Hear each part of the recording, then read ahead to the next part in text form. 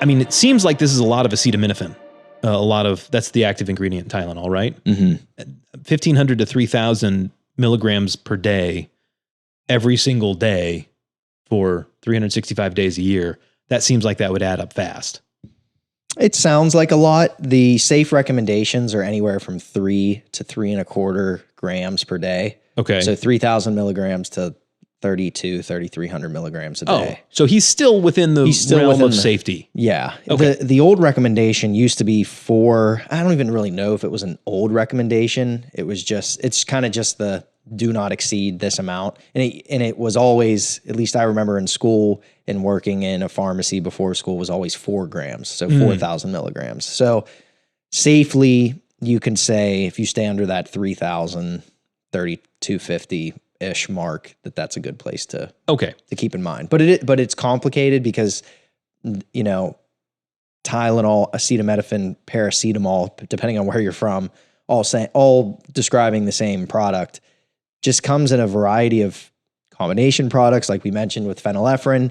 It's in a variety of different dosing, liquids and capsules and tabsules and these different things. You know, 325 milligrams, 500 milligrams, 650 milligrams. And then if you have a cold, you might be taking a combo product that has 325 milligrams. So that's a good point. So they feel that these are the sorts of reasons why it's so critical to hone in on this max dosing window, is because it's so abundant in over-the-counter products. It might even be in one of your medications. You know, if you were on an opioid medication, sometimes that's paired with acetaminophen.